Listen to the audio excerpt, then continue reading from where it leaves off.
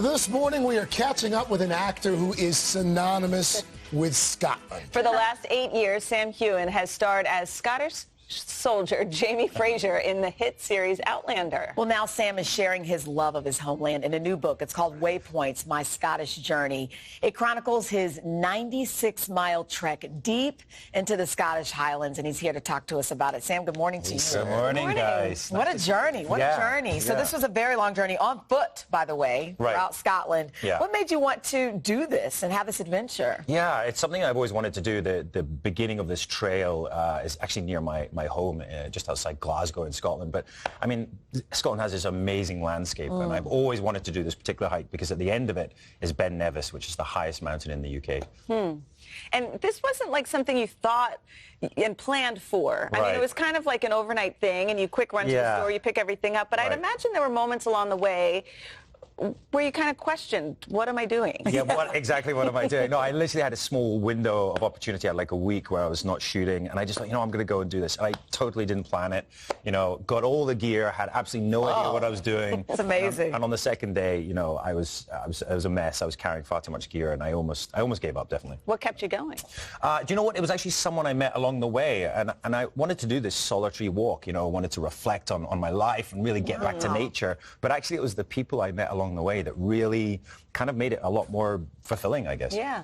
In the book, you write about your ups and downs as a struggling actor. Right. And you also write about, I want to make sure I get this right, you called it a low-level eating disorder. Right. Why was that something that you wanted to open up about the book? Yeah. Well, I think, as a young actor, quite green, not really much experience, and there were a lot of pressures, certainly starting off in the industry, that I didn't really understand, and I think there was a certain body type that we were expected to have. I think women talk about it a lot. A lot of actresses have talked about the pressures they face, but I don't think men do. And Sam, that is so true. To mention it, yeah. But fortunately, that's why I started my own charity fitness program. It was about education and about getting information to other people so they don't face the same pressures. Good for you. I love that. So I was just reading here, and I didn't know this. A lot of people may not know this, but he once auditioned for the role of James Bond. Ooh, I could so see you.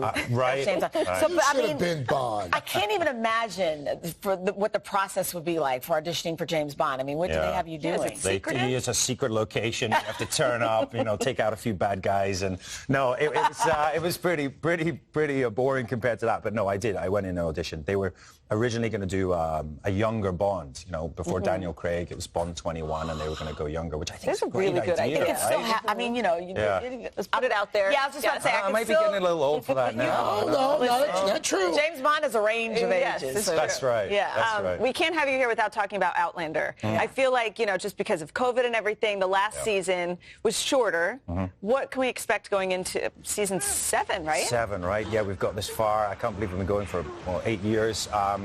Last season was cut short. We only did 8 episodes, but this one is an extended season, so 16 episodes. We're picking up where we left off, and there's so much involved this season. I'm so excited for a longer season. I remember finishing the 8th episode of the last season. I'm like, wait, there's some more. Where is it? You know where it doesn't go to the next episode? You're like, yeah. And I'm like, what happened? Is it true that in addition to all this other stuff, you also have a whiskey line? Oh, yes. Now we're talking. Yes. Seems like a no-brainer, but that's cool. No, I do. We started a couple of years ago, and that's why I'm here in the U.S. at the moment. We've been promoting. We're now going to be available in most of the states in the U.S., and it's multi-award winning. I'm really proud of it. What's it called? It's called the Sassenach.